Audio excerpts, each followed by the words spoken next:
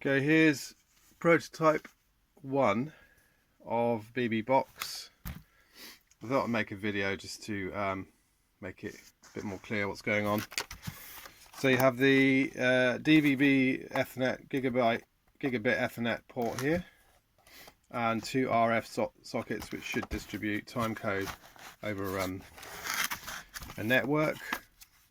This is a USB-C adapter for to turn it into a 8-channel I/O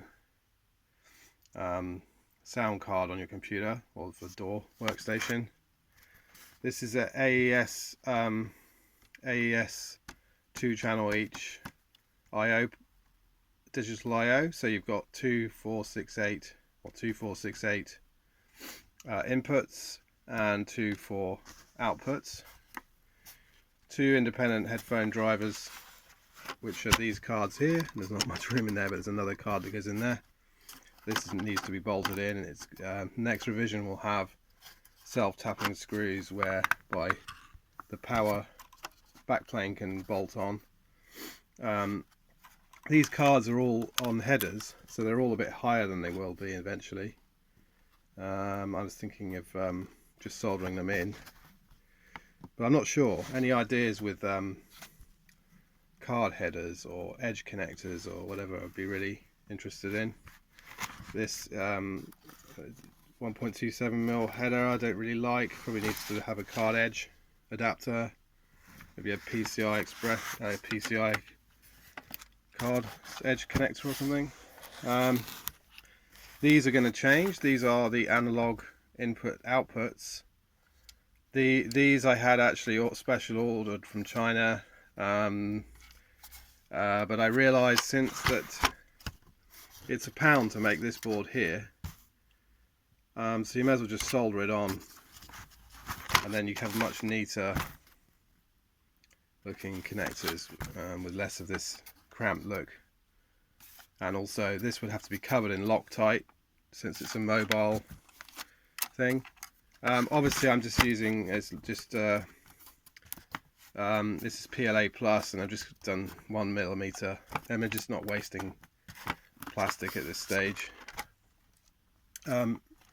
Once I get the final shape, I'll get it manufactured in either carbon fibre or aluminium. I'm not sure which. And I need to bevel the edges. It's all hard and pointy, pretty horrible. The screen is pretty temporary affair because I'm not sure it will even have one in the end. This is more for debugging, but the 1-inch OLED will go here. The next revision will have proper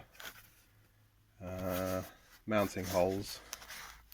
Right, now to the mistakes. The first mistake is that you can't get your thumb into this to remove the cards. You need tweezers to get them out. Even if you do align the top board properly, it's just impossible to get them out. So I need to make those much larger, or maybe just one large opening there, I think. Now this analog connector, which is actually the ADC DAC board here, will be changed completely. It will have an FC ribbon cable connector from this back plane to the ADC out DAC I/O. This cable won't exist in there because that's just a temporary headphone cable. There should be more room. This is going to have a 10mm border with self-tapping threaded hole posts, and it should have an aluminium panel, access panel or something. Haven't figured that out yet, with maybe a watertight seal around there. It's low power, so it runs very cool at the moment, but the ADC DACs do run quite warm. But I think they will get cooler when I figure out the VCOM offset bias a bit better. And that'll be fixed soon, and that's it. So, the high point, yes. Lastly, I just talked about the FFC connector. So for now, I'm gonna actually design a hole here, so I don't have to so I can carry on using this hardware and fit it into the next revision box. Because the disadvantage with modular design seems to be that if you make one change on one board, you have, especially with connectors, you've got to change 2 or possibly 3 or 4 even. Yeah, that's it. Okay, well, last thing, I used to program the thing, the tagconnect.com tag connect connector, which is a pogo pin thing, which has got more pins than I need for an ST connector. It's SWD, so, and yeah, I don't really like, I mean, to say that it's already crumbling apart, made of plastic, it's really expensive. Probably better off with just a 4-pin normal header really for SWD, and just and this huge thing, and then you have to unlock to get the thing out of off the PCB, and then you can't get your fingers in the hole to unlock it. Maybe you can see inside there. Yeah, there. So even if I'd lined this better, still you need tweezers, and it's quite a difficult thing to get out of the box.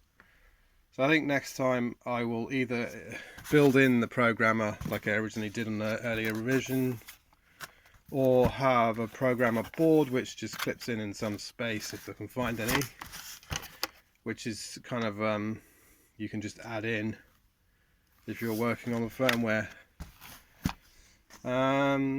That's it really. This is just a ST dev board with the top cracked off. It's pretty gnarly really, it's pretty horrible. Okay, that's good enough I think to give you an idea of it. And there should be a next box revision coming up, and then I've got to reorder a lot of these analog boards, which I'm changing for and running. I'm going to be running a threaded bar right across for VCOM of both the 8 preamps. You can see the header's not even soldered on there. Save some headers while I'm testing it. And just to lock these cards in place. I haven't really figured out how the bar will go right across, but one thing at a time. Goodbye.